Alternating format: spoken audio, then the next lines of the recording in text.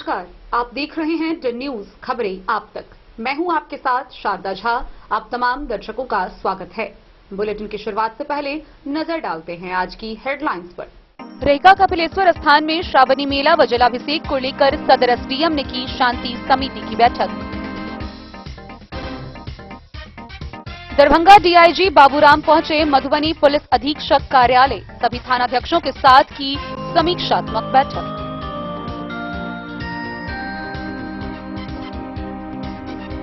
जिला पदाधिकारी ने आईसीडीएस की समीक्षात्मक बैठक के दौरान दिए कई निर्देश।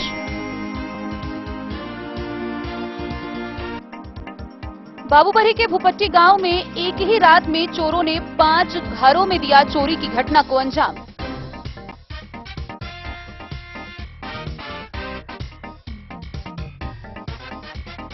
बिस्वी में नए बीडीओ के रूप में बसंत कुमार सिंह ने किया पदभार ग्रहण।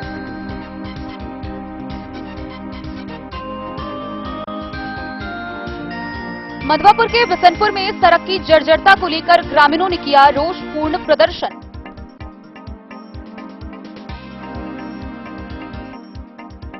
मुहर्रम पर्व को लेकर कलवाही थाना परिसर में शांति समिति की हुई बैठक। लोकसभा चुनाव में बेहतर कार्य करने वालों को जयनगर में किया गया सम्मानित। बिस्वी थाना परिसर में मुहर्रम पर्व व श्रावणी मेला को लेकर शांति समिति की हुई बैठक, थानाध्यक्ष ने दिए कई निर्देश।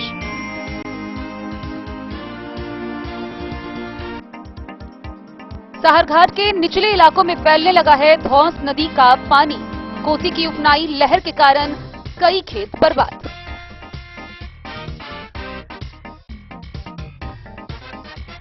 बेनीपट्टियम गांव मुख्य पथ के खनवा नदी पर बना पुल हुआ क्षतिग्रस्त।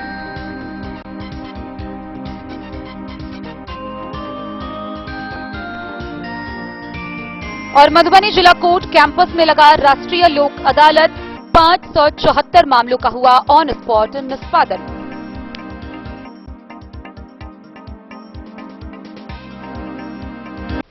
खबरें अब विस्तार से। मिथिला के प्रसिद्ध देवघर के नाम से प्रख्यात कपिलेश्वर स्थान में आगामी 22 जुलाई से श्रावणी मेला का शुभारंभ होने जा रहा है। वहीं इसको लेकर रेखा कपिलेश्वर स्थान परिसर में मधुबनी के सदर अनुमंडल पदाधिकारी अश्विनी कुमार की अध्यक्षता में शांति समिति की बैठक का आयोजन किया गया। बैठक में मेला से संबंधित तैयारियों को लेकर विशेष वार्ता की गई। इसके साथ ही विधि व्यवस्था संधारण को लेकर उपस्थित पदाधिकारियों व कर्मियों को कई निर्देश दिए गए। शांतिपूर्ण वातावरण में सफलतापूर्वक श्रावणी मेला के आयोजन को लेकर कमेटी के सदस्यों से अपील की गई।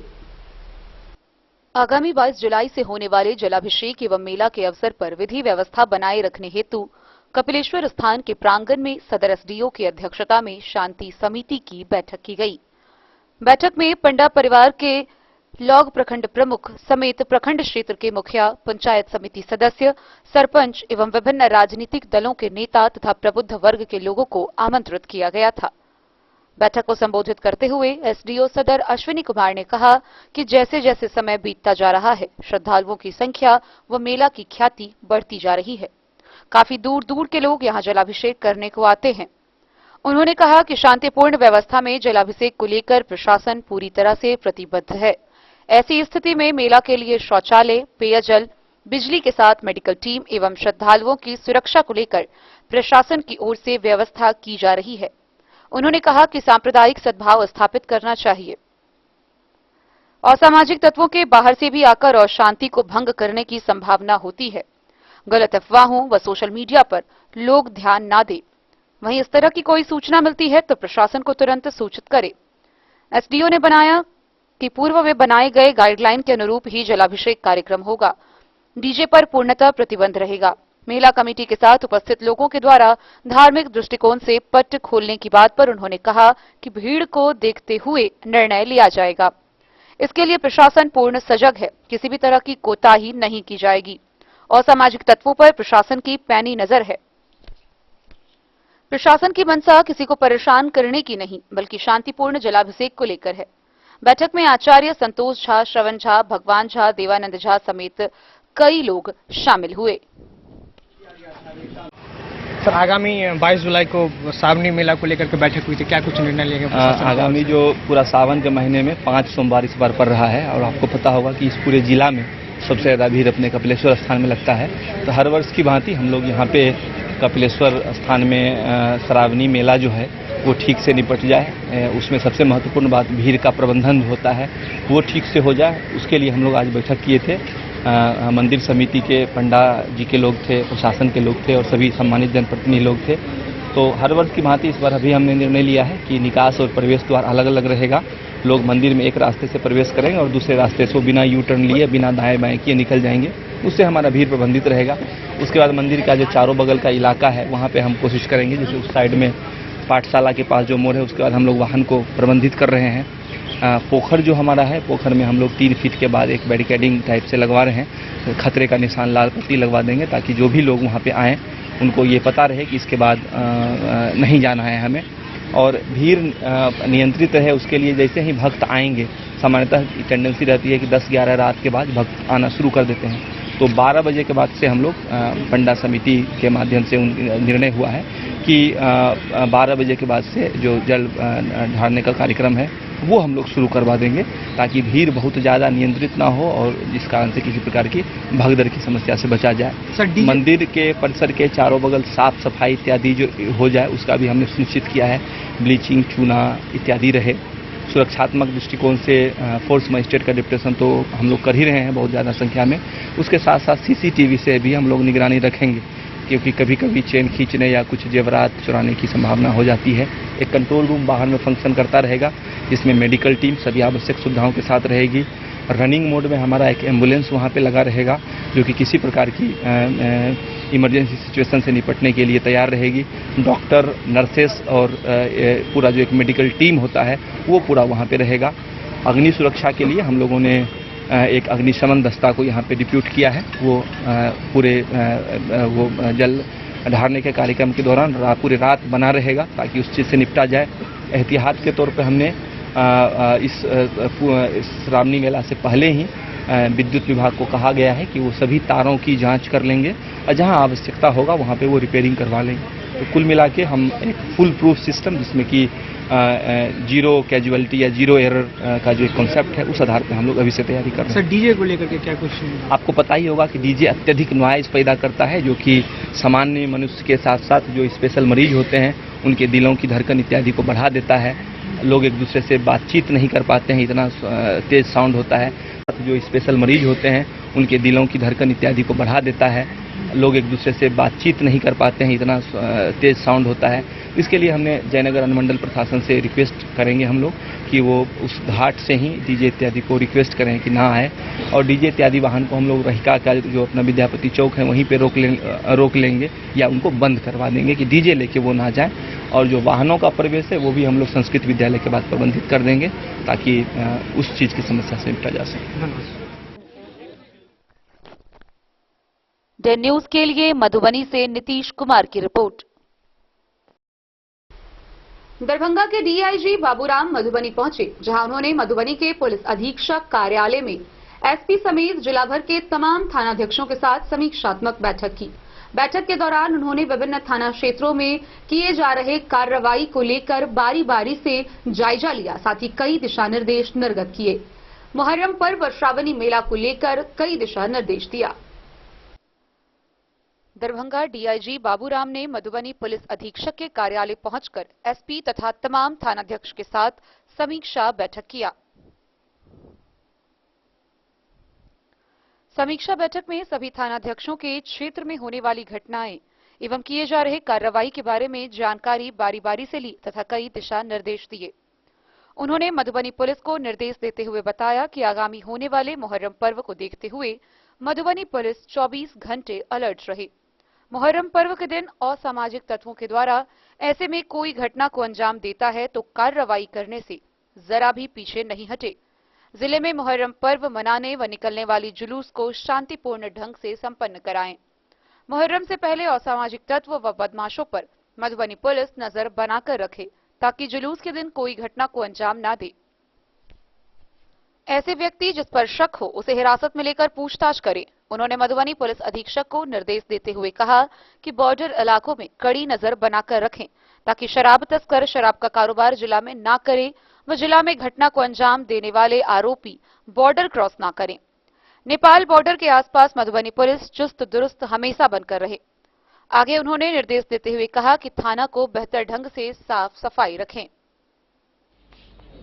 सर मधुबनी आए हैं, मधुबनी में आप लगातार अधिकारियों सबसे मीटिंग कर रहे हैं, क्या पर्पस है आज मुहर्रम की तैयारियों की समीक्षा और थाना की वर्किंग की समीक्षा के लिए बैठक आयोजित की गई है। पुलिस मुख्यालय के स्तर से थाना पे कामकाज को सुधारने के लिए, व्यवहार सुधारने के लिए, थाना की साफ सफाई के लिए, डिसिप्लिन के लिए बहुत सारे निर्देश दिए गए हैं।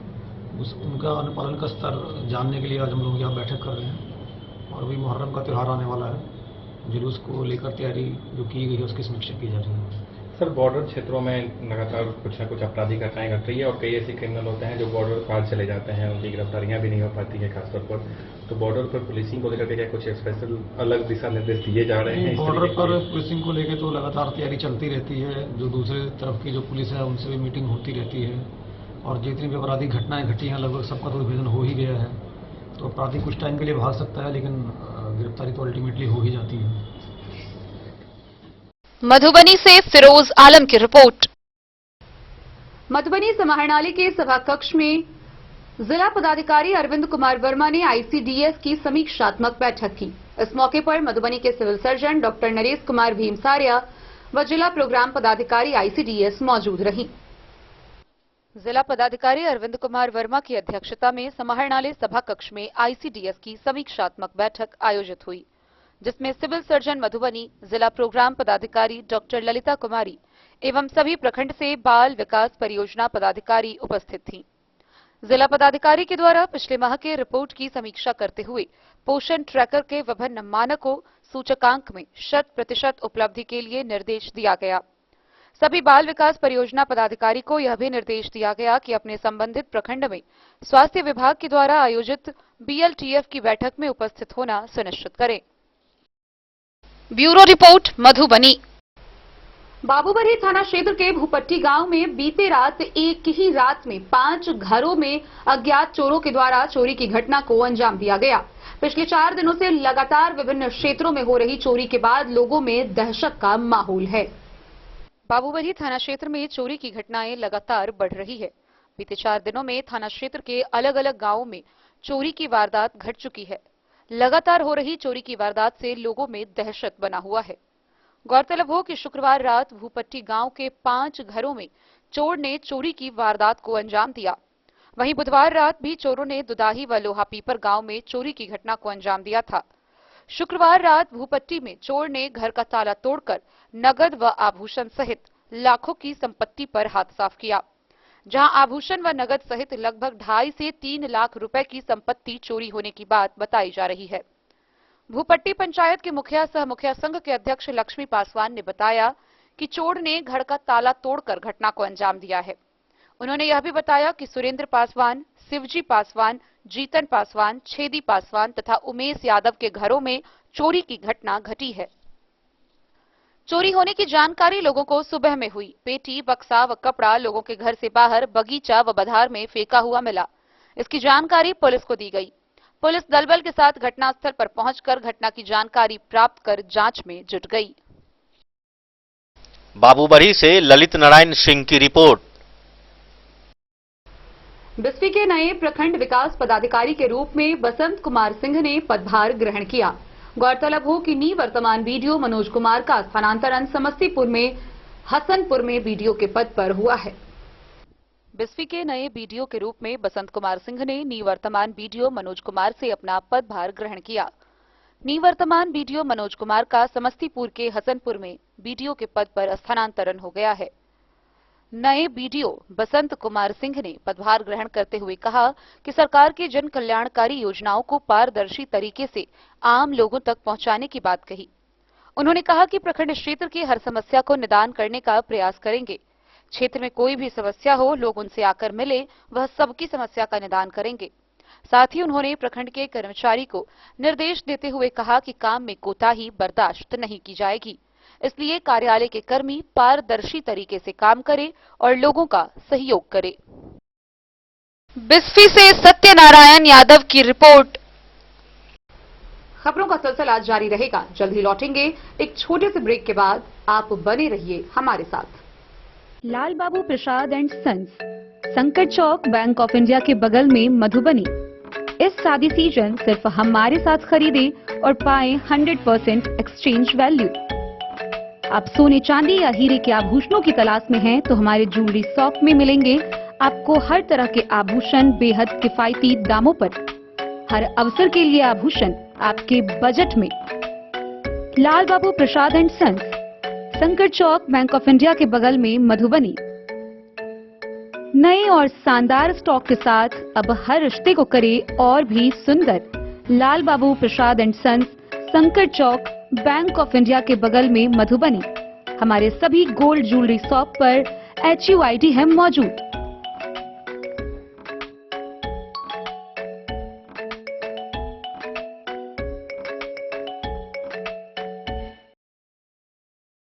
ट्रेंड के इस जमाने में क्या आप भी चाहते हैं स्टाइलिश और फैशनेबल कपड़े? क्या आप अपने लुक को अपग्रेड करना चाहते हैं? अगर हाँ, तो आज ही आएं Bombay fashion readymade sari showroom. हमारे पास पुरुषों, महिलाओं और बच्चों के लिए है नए से नए फैशन ट्रेंड में कपड़े और एक्सेसरीज का लार्ज कलेक्शन। आपके बजट और हर अवसर के लिए खास। चाहे काम के लिए हो नए आउटफिट की तलाश, या पार्टी के लिए ड्रेस, या किसी खास अवसर के लिए सूट, सलवार और साड़ी, हमारे पास है हर एक ब्रांड। क्रिम्सन क्लब, मुफ्ती, टर्टल और किलर के SIS स्टोर्स। इसके अलावा रेमंड, स्पार्की, जॉकी, लक्ष्मीपति, मान्यवर, ब्लैकबेरी, नवाब पार्कर जैसे बड़े ब्रांड। तो देर किस बात की, आज ही आए बॉम्बे फैशन साड़ी एवं रेडीमेड शोरूम। हमारा पता है महिला कॉलेज रोड, मधुबनी।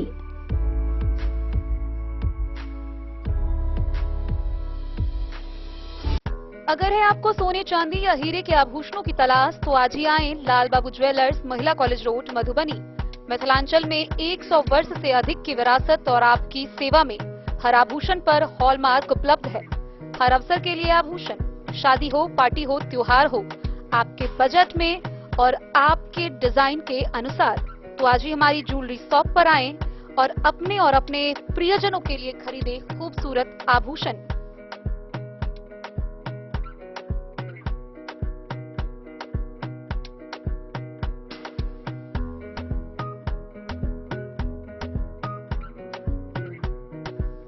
हार, चूड़ियां, अंगूठियां, झुमके, मंगलसूत्र और बहुत कुछ है शामिल, वो भी किफायती दामों में।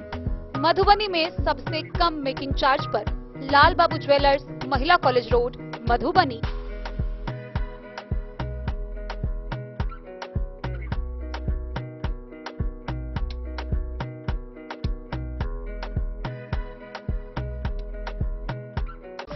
ज्वेलरी हाउस स्वर्णश्री, सोने की शुद्धता मापने वाला यंत्र कैरेटोमीटर यहाँ उपलब्ध है, क्योंकि सोने की शुद्धता और आपके विश्वास के साथ कोई समझौता नहीं। रत्न, सोना व चांदी के हर तरह के आभूषणों के लिए एक बार अवश्य आएं। लाइट वेट व बेहतरीन कारीगरी वाले गहनों का अनूठा संगम। आपका भरोसा ही है हमारी पूंजी। बिना किसी मिलावट व पूरी शुद्धता के साथ हॉलमार्क गहने आपको देना हमारा परम कर्तव्य। तो देर किस बात की, अपने मनपसंद गहनों की खरीदारी के लिए आज ही आए। पता याद रखें, ज्वेलरी हाउस स्वर्णश्री, बड़ा बाजार, मधुबनी। मधवापुर प्रखंड के बिसनपुर गांव में सड़क की जर्जरता से आक्रोशित लोगों ने जमकर विरोध प्रदर्शन किया। इस दौरान उन्होंने सांसद के खिलाफ जमकर नारेबाजी की। सड़क की जर्जरता के खिलाफ ग्रामीणों ने बिशनपुर गांव में सरकार के खिलाफ विरोध प्रदर्शन किया। आक्रोशित लोगों ने विधायक और सांसद के विरुद्ध जमकर नारेबाजी की। मामला स्टेट हाईवे 75 से बिशनपुर गांव के वार्ड नंबर 8 होते हुए त्रिमुहान घाट तक जाने वाली करीब 2.5 किलोमीटर लंबी सड़क का है। ग्रामीणों ने बताया कि 20 सालों से गांव के लोग इस सड़क की बदहाली का खामियाजा भुगत रहे हैं। अनेकों बार सांसद ने जीर्णोद्धार कराने का झूठा आश्वासन दिया। उन्होंने जब से होश संभाला है तब से सड़क की बदहाली बरकरार है। बताया कि कई बार आंदोलन करने के बाद भी सड़क बनाने की दिशा में कोई काम शुरू नहीं किया गया। रात में अगर कोई मरीज गंभीर हालत में आ जाए तो उसे अस्पताल पहुंचाना मुश्किल हो जाएगा। आने वाले समय में वे लोग सड़क बनवाने के लिए संवैधानिक तरीके से चरणबद्ध आंदोलन करेंगे। पुरुषोत्तम सिंह, चंदन सिंह, फकीर यादव समेत कई लोग विरोध प्रदर्शन करने वालों में शामिल थे। विधायक मुर्दाबाद, मुर्दाबाद, मुर्दाबाद। नीतीश कुमार हाय हाय, हाय हाय हाय। नीतीश कुमार होश में आओ, होश में आओ, होश में आओ। अशोक यादव होश में आओ, होश में आओ, होश में आओ। बिशनपुर सड़क के निर्माण में तेजी करो, तेजी करो, तेजी करो। बिशनपुर में बदहाल सड़क को बनवाओ, जल्दी बनवाओ, सड़क बनवाओ। बिशनपुर में टूटी सड़क को जल्दी बनवाओ, जल्दी बनवाओ, जल्दी बनवाओ। बिशनपुर में जल जमाव से मुक्ति दिलाओ, मुक्ति दिलाओ, मुक्ति दिलाओ। बिशनपुर पंचायत को जल जमाव से मुक्ति। जी, अपना नाम बताइए। अमरेंद्र प्रसाद सिंह। यहाँ ग्रामीणों ने विरोध प्रदर्शन किया सड़क की बदहाली को लेकर, क्या कहेंगे? कितने दिनों से ये सड़क बदहाल है? ये तो हम जब से देख रहे हैं 20 साल से, जैसे ऐसे ही जो पास हो गया, अशोक बाबू कहते हैं जो पास हो गया, पास हो गया।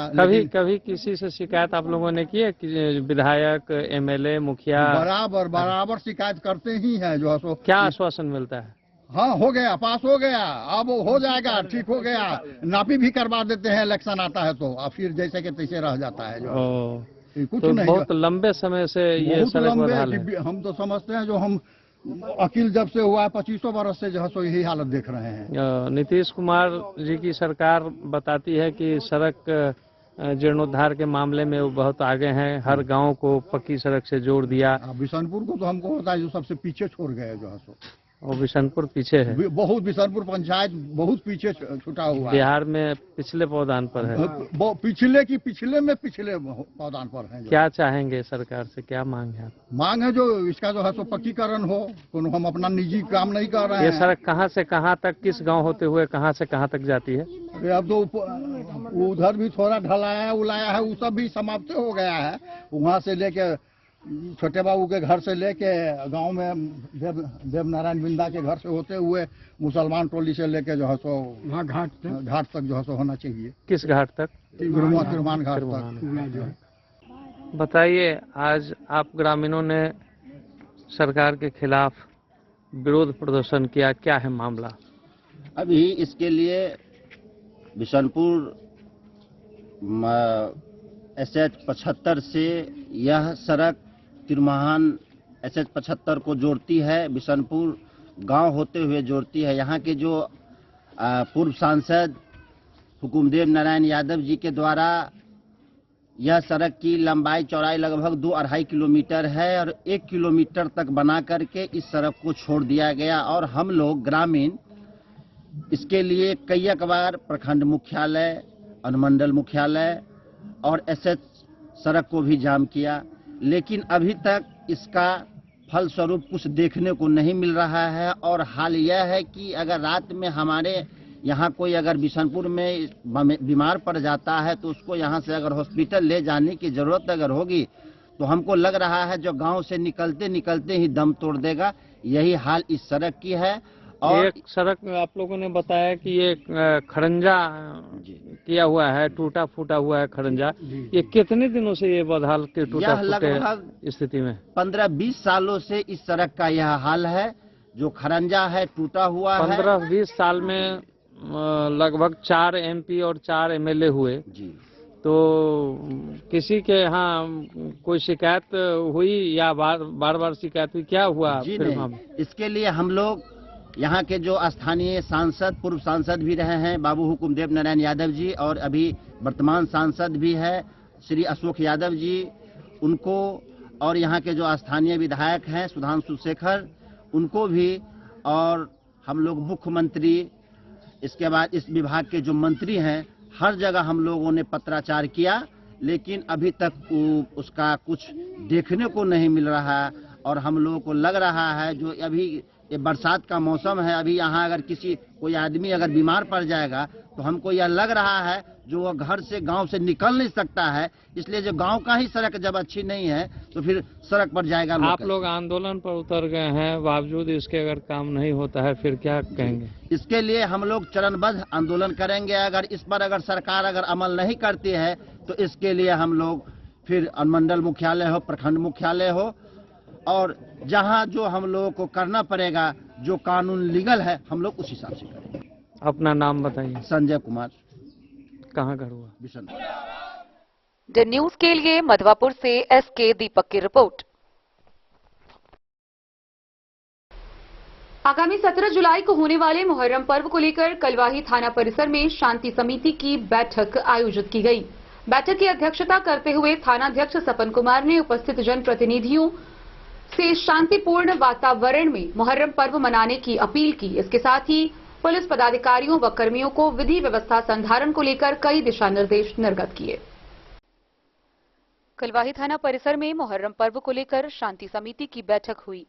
शांति समिति बैठक की अध्यक्षता कलवाही के थानाध्यक्ष सपन कुमार ने किया। बैठक में कलवाही थाना क्षेत्र के सभी पंचायत के जनप्रतिनिधि ने भाग लिया। कलवाही थानाध्यक्ष सपन कुमार ने सभी लोगों से शांतिपूर्ण, सौहार्दपूर्ण व भाईचारा के माहौल में मुहर्रम पर्व मनाने की अपील की। उन्होंने कहा कि कलवाही थाना क्षेत्र में 3 जगह मुहर्रम पर्व मनाने का लाइसेंस है। इसके अलावा जहां भी मुहर्रम पर्व मनाया जा रहा है, उस जगहों पर जुलूस व डीजे बजाने पर पूर्णतः प्रतिबंध रहेगा।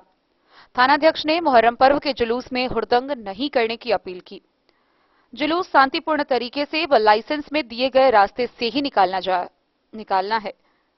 जिन गांवों में मुहर्रम पर्व बिना लाइसेंस का किया जाएगा, उन लोगों पर सख्त कानूनी कार्रवाई की जाएगी।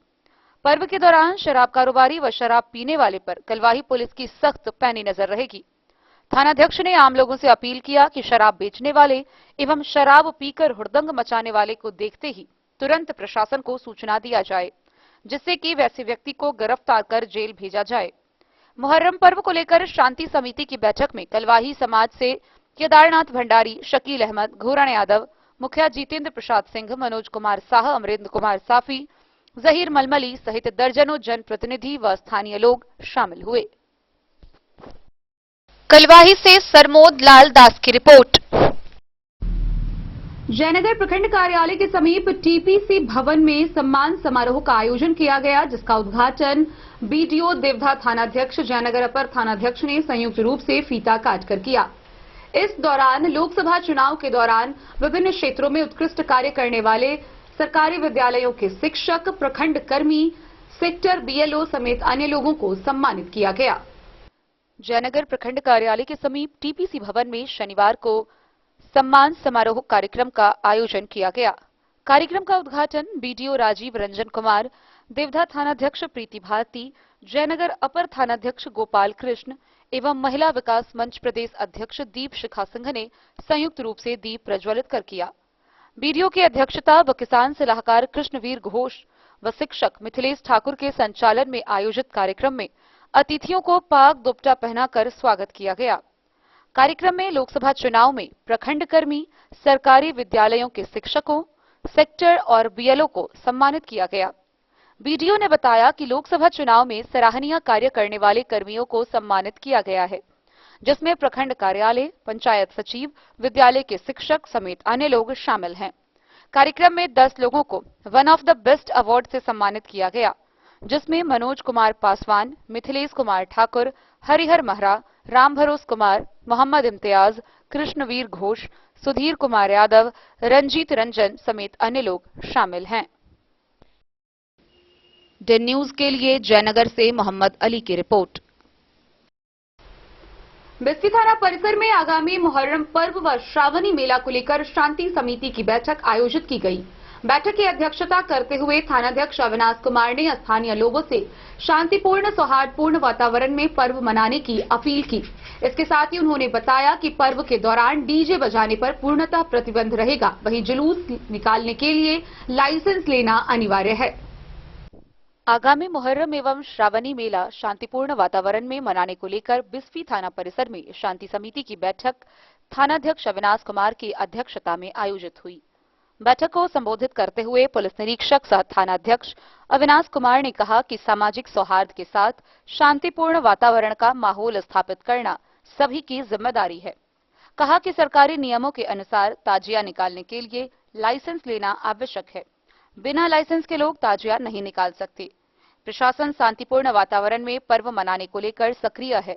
नशा पान कर ताजिया के जुलूस में भाग लेने वाले लोग किसी भी सूरत में बख्शे नहीं जाएंगे।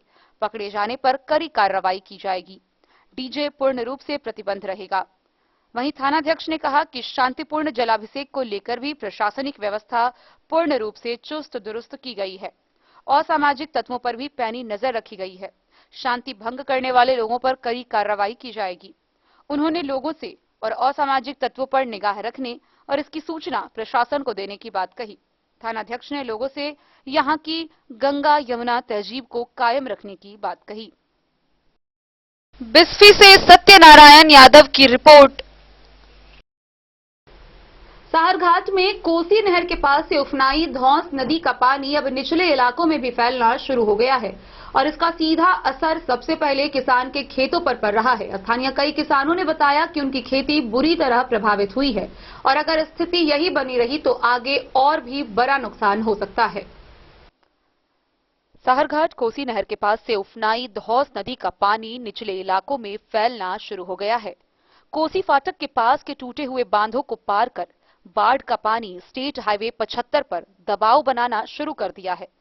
यह स्थिति बसवरिया कोसी पुल के पास की है। वहीं दूसरी ओर निचले इलाकों में पानी फैलने से खेती दुष्प्रभावित हुई है। स्थानीय किसानों ने बताया कि किसानों के धान के बिचड़े डूबने से उनकी खेती प्रभावित हुई है। यदि नदी में पानी बढ़ा तो और भी अधिक नुकसान होने की संभावना है।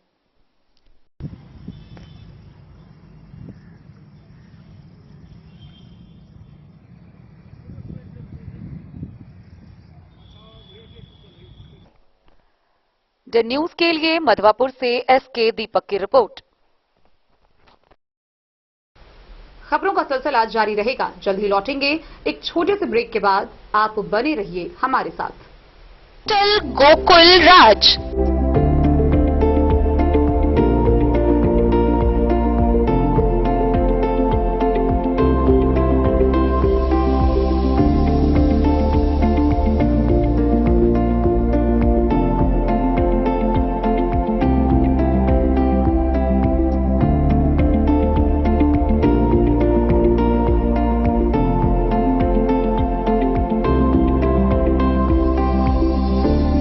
शहर के भीड़ भाड़ से दूर शांति और सुकून से भरे वातावरण में मधुबनी शहर के लहरियागंज वार्ड नंबर 1 में पूरे मिथिलांचल क्षेत्र का सबसे भव्य होटल होटल गोकुल राज।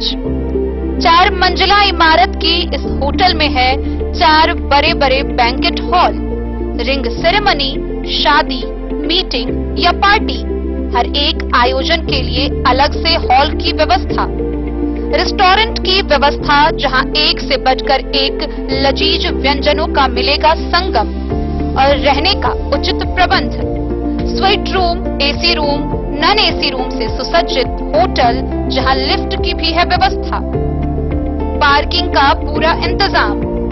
तो आइए और जिंदगी में खुशियों से भरी यादें शामिल करिए। होटल गोकुल राज मधुबनी में आप लोगों का स्वागत है।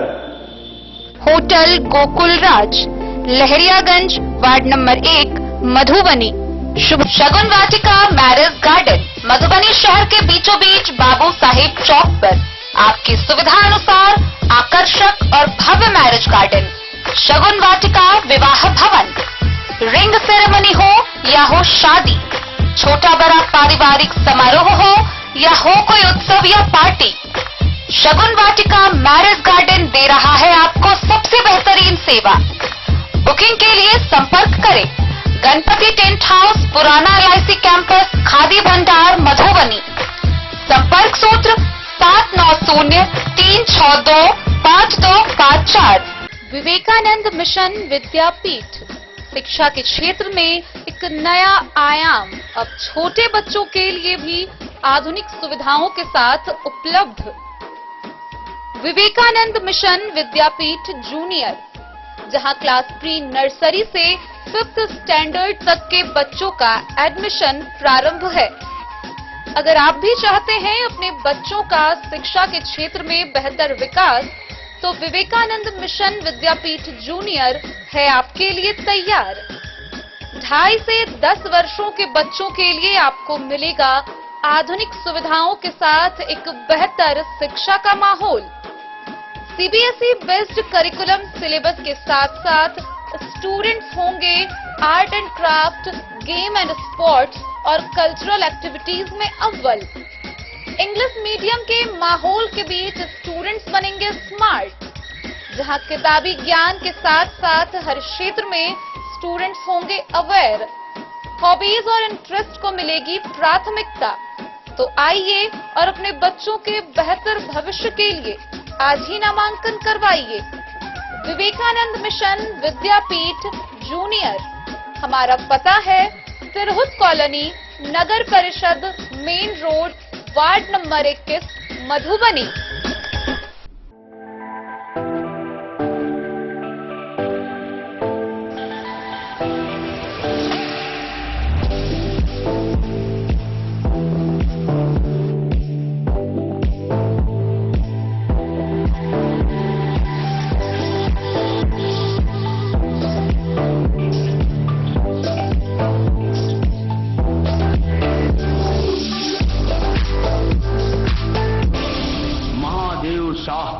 Amarnath Prasad jewellers 916 hallmark branded gold एवं diamond jewellery showroom, Gandhi Chowk. 7 राज्यों के 13 सीटों पर हुए उपचुनाव को लेकर मधुबनी के कांग्रेस नेता कृष्णकांत झा गुड्डू ने खुशी जाहिर की है। उन्होंने बताया कि यह राहुल गांधी के नेतृत्वता का परिणाम है। इसको लेकर उन्होंने कांग्रेस के शीर्ष नेताओं को बधाई दी है। 7 राज्यों के 13 सीटों पर हुई उपचुनाव पर खुशी जताते हुए कांग्रेस नेता कृष्णकांत झा गुड्डू ने कहा कि यह परिणाम राहुल गांधी के नेतृत्व का परिणाम है। उन्होंने कहा कि राहुल गांधी के परिपक्वता पर सवाल उठाने वालों के लिए यह चिंता का विषय बन गया है कि राहुल गांधी के नेतृत्व में देश में आने वाले विधानसभा में काफी फेरबदल होगा। कांग्रेस फिर से सभी राज्यों में उत्कृष्ट प्रदर्शन करने वाली है। अब लोगों का कांग्रेस पर भरोसा बढ़ रहा है। लोग देख चुके हैं कि अन्य दल छल से लोगों को दिग्भ्रमित कर सत्तासीन हुआ है, जो अब होने वाला नहीं है।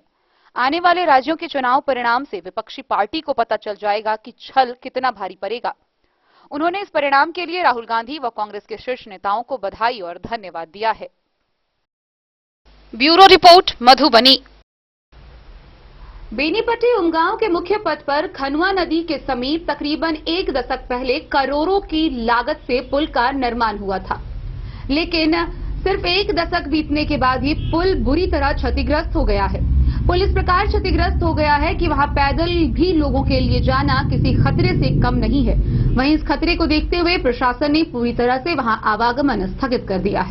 बेनीपट्टी उमगांव मुख्य पथ के तिसियाही खनवा टोल के खनवा नदी पर तकरीबन 1 दशक पूर्व करोड़ों रुपए की लागत से करीब 90 फीट लंबा व 18 फीट चौड़ा में बने पुल के एक भाग का स्लैब, बीम व रेलिंग विगत शुक्रवार को क्षतिग्रस्त होने और धंसने के बाद शनिवार को पीडब्ल्यूडी विभाग ने पुल के दोनों ओर बांस बल्ला से बैरिकेडिंग कर बड़े वाहनों का परिचालन पर पूर्णतः रोक लगा दिया है।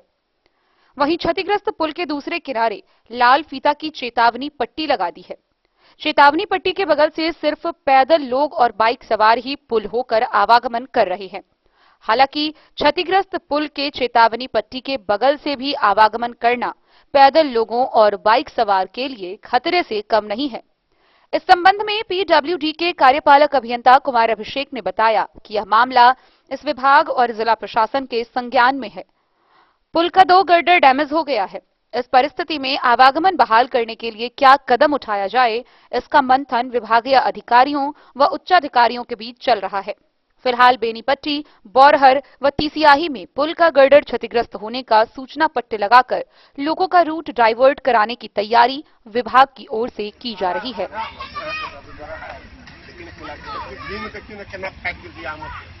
फोटो भी ले लीजिएगा। निर्माण विभाग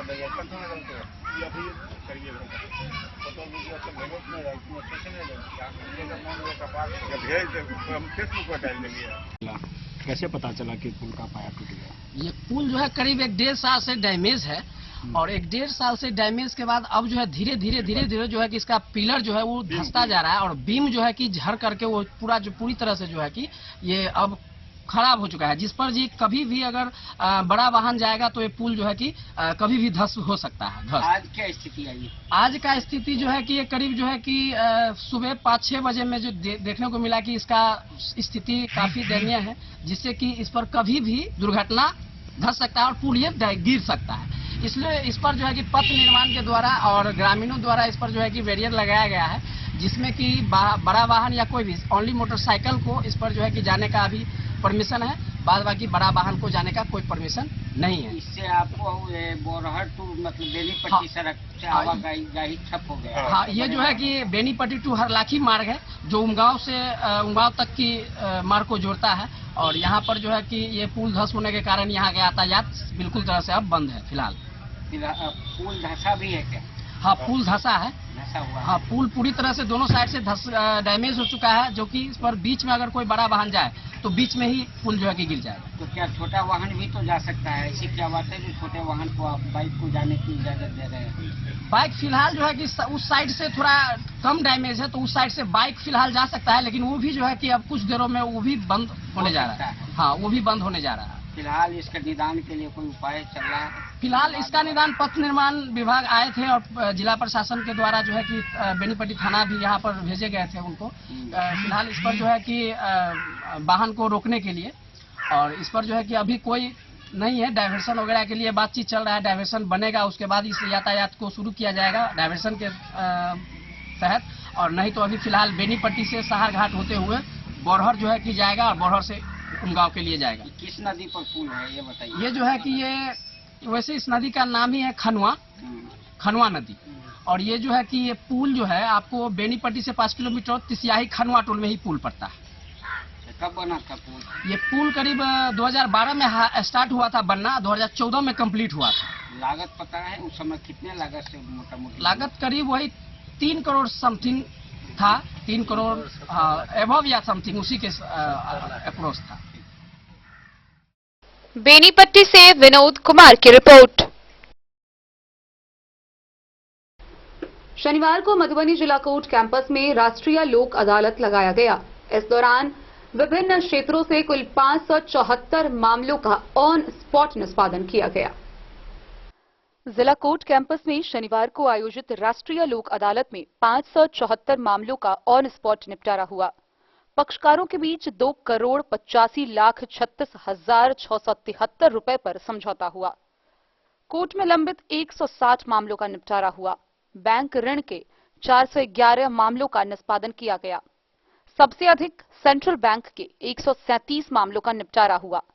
पंजाब नेशनल बैंक के 80, उत्तर बिहार ग्रामीण बैंक के 25, बैंक ऑफ इंडिया के 70 एवं एसबीआई के 31 मामलों का निपटारा हुआ। जिला विधिक सेवा प्राधिकार के अध्यक्ष जिला जज अनामिका टी, एडीजे मंजूर आलम, अनूप सिंह, सब जज तेज कुमार प्रसाद, प्राधिकार के सचिव एसीजेएम राजेश कुमार गौरव एवं लॉयर्स एसोसिएशन के सचिव कन्हैया जी झा ने संयुक्त रूप से उद्घाटन कर लोक अदालत की शुरुआत की। मामलों के निष्पादन के लिए अलग अलग 5 बेंच का गठन किया गया था। जिला जज एवं प्राधिकार के सचिव दिन भर विभिन्न पीठों का जायजा लेते रहे। निरीक्षण के दौरान उन्होंने पक्षकारों से भी बात की। उनके हस्तक्षेप के बाद कई मामले निपटाए गए।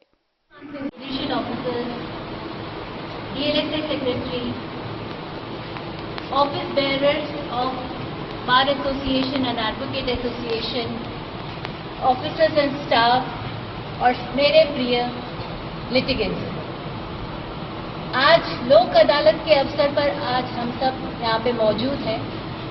ये एक ऐसा अवसर आपको दिया गया है जहाँ पर न आपको कोर्ट फीस देने की ज़रूरत है, न आपको समय नष्ट करने की ज़रूरत है, न किसी वकील की फीस देने की ज़रूरत है। इन सब एडवांटेजेस को लेके आप अपने वादों का निपटारा कर सकते हैं। यहाँ पर बहुत सारे वकील साहब भी मौजूद हैं, तो मैं उनसे रिक्वेस्ट करूँगी कि इसको एक सोशल ड्यूटी मानते हुए हमारा लोक अदालत में ज़्यादा से ज़्यादा केसेस का निपटारा करने में हमारा सहयोग करें। मुझे मालूम है कि ज़्यादा जो यहाँ पे वाद आते हैं वो बहुत छोटे छोटे मामलों के बारे में आते हैं। किसी पड़ोसी ने कचरा गिराने की वजह से, किसी भाई को 1 इंच ज़मीन नहीं मिली इसकी वजह से, या फिर किसी का बिल जो बहुत ज्यादा आ गया है उसकी वजह से, कोई लोन नहीं चुका पाया, एक इंस्टॉलमेंट नहीं दे पाया, तो ये ऐसे वाद है जो सिर्फ आपस में बातचीत करके आसानी से सुलझाए जा सकते हैं। ये आपके लिए बहुत बड़ा मौका है, इसका सदुपयोग कीजिएगा और मुझे पूरा भरोसा है अपने जुडिशियल ऑफिसर्स पे भी कि वो आपका पूरा साथ देंगे, आपके सहयोग की अपेक्षा करते हुए और ये सोचते हुए कि इस लोक अदालत को आप सक्सेसफुल बनाएंगे। इसी आशा के साथ बहुत बहुत धन्यवाद। मधुबनी से फिरोज आलम की रिपोर्ट। और आइए अंत में हम आपको दिखाते हैं मधुबनी में आयोजित एक विवाह ऐसा भी जहां बेनीपट्टी प्रखंड के श्री लीलाधर उच्च विद्यालय में एक साथ 8 जोड़ा दुल्हा दुल्हन की शादी करवाई गई। बेनीपट्टी नगर के कटैया रोड स्थित श्री लीलाधर +2 हाई स्कूल के प्रांगण के मंच पर बीते गुरुवार की रात सामूहिक विवाह का भव्य आयोजन किया गया। सामूहिक विवाह का भव्य आयोजन श्री लक्ष्मी प्रोडक्शन के संचालक केशव झा उर्फ राजन झा, केएसबी क्राफ्ट के संचालक आशुतोष साहू एवं मिथिला जागरूकता अभियान फाउंडेशन की संचालिका बिट्टू मिश्रा के संयुक्त तत्वाधान में किया गया। सामूहिक विवाह में कुल 8 जोड़ा लड़का व लड़की की शादी कराई गई। फतेहपुर सिकरी राजस्थान के लड़के किशोर सोनी के साथ नगवास बेनीपट्टी की काजल कुमारी, लदौत बेनीपट्टी का लड़का वैद्यनाथ कारक के साथ हरदिया मधुबनी की लड़की पूजा कुमारी, लदौत बेनीपट्टी का लड़का विजय कुमार के साथ जफरा बिस्फी की लड़की शांति कुमारी, औसी बिस्फी का लड़का सुजीत कुमार के साथ कुसपुरी मधुबनी की लड़की अनीता कुमारी, बेहलगामा के लड़का संजय कुमार के साथ नंदी भौजी चौक की लड़की सोमनी कुमारी, दामोदरपुर बेनीपट्टी का लड़का शिव कुमार मिश्रा के साथ मुरलियाचक बिस्फी की लड़की नेहा कुमारी, बासोपट्टी का लड़का रवि पासवान के साथ बुलेखर की लड़की प्रीति कुमारी और बासुकी बिहारी मधवापुर का लड़का दुर्गेश कुमार के साथ बेनीपट्टी गांव की लड़की पूजा कुमारी की शादी कराई गई। सभी 8 जोड़ा वर वधू ने एक दूसरे को वरमाला पहनाकर शादी की रस्म पूरी की।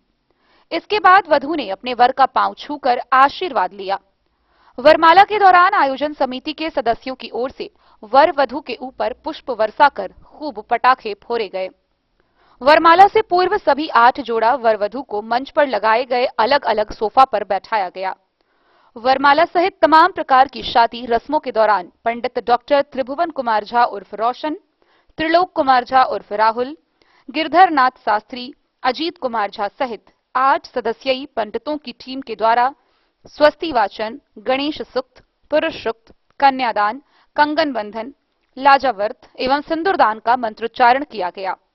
आयोजन समिति के द्वारा नव दंपत्तियों को विदाई स्वरूप गोदरेज, ट्रंक, पलंग, श्रृंगार बॉक्स, स्वर्णाभूषण आदि सामग्रियां दी गई।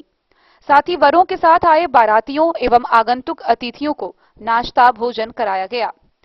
सामूहिक विवाह को देखने के लिए बारिश के बावजूद भी भारी तादाद में महिला व पुरुष की भीड़ स्थल पर एकत्रित देखी गई। सामूहिक विवाह स्थल मैथिली व पारंपरिक गीतों से गूंजयमान रहा। विवाह स्थल का दृश्य व वातावरण मनोरम व मनोहारी दिखाई पड़ रहा था। आयोजन समिति ने सामूहिक विवाह में कई लोगों के द्वारा आर्थिक सहयोग किए जाने की बात बताई।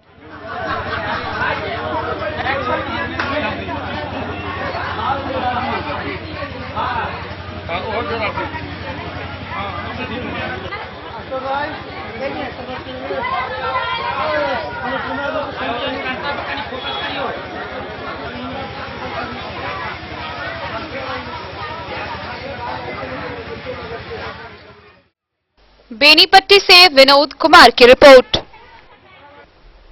तो आज की इस बुलेटिन में फिलहाल इतना ही। कल फिर हाजिर होंगे नई खबरों के साथ।